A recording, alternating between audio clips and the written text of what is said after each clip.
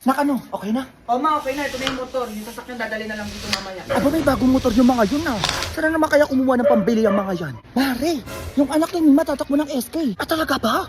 Kaya pala nagbabait-baitan tong anak ni Nima? Oo, sige diyan ka na, alis na ako. Ay kaya pala may motor na.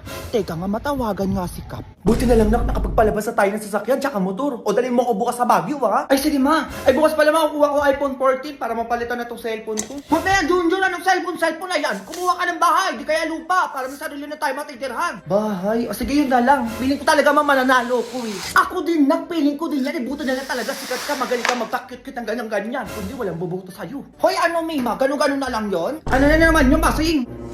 Ay, hello po Kap. Ay, si Kap pala to. Magandang hapon sa inyo. O ano alam na programa ang ilalatag niya ng anak mo dito sa barangay natin? O ano, Junjun? Ay, programa daw. Ano ba yun? Sabihin mo yung pinaktis natin kagabi. Dalian mo. Ay ano po, dating perwisyo, ngayon magsiservisyo. Ayan po. Ay ano yun? Ay, tama ba ma? Ano walang maisip? Porkit malakihan lang ng sweldo, ganon? Kaya tumakbo na agad ng SK?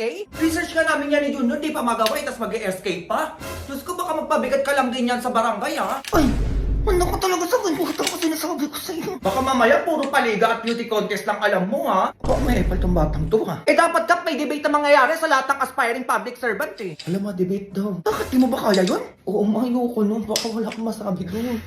Ay Kap, teka nga lang, ano bang inaanap sa pagiging SK natin dito? We need accountable, smart, responsible, and good leader, not someone who is selfish and self-centered. That's it. Oo nga, hindi ako yun. Manahimik ka. Eh paano ba yan, Kap? Eh naglabas na agad ng motor at saka sasakyan, eh hindi pa nga nananalo. Ay, totoo po ba yan? Ay oo, Kap, yung motor ayan sa labas, so yung sasakyan hinatid na paparating na dito, di ba? Kap. Eh nagpaka-secure na agad na manalo, Kap, eh porket malakas yung kapit at saka sikat, eh. Eh, paano ba yan, ma'am?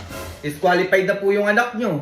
At hindi na po namin papayagan na sumali siya. Kap, teka lang po. Hindi na po magbabago yun, ma'am. Malis na po kami. Oh, anong gagawin natin ngayon yan, Junjun? Hindi ko din alam na. Hindi mo na naman alam. Manda ko talaga sa bata kasi nasabi ko sa'yo. O, paano ba yan? Ano na naman yun? Eh nagpakampante kasi kayo, eh. Eh paano nyo ngayon babayaran yung motor at saka yung sasakyan na kinuha nyo? Go! Currently working on a Grammy, meanwhile, pussy poppin' with your man in Miami.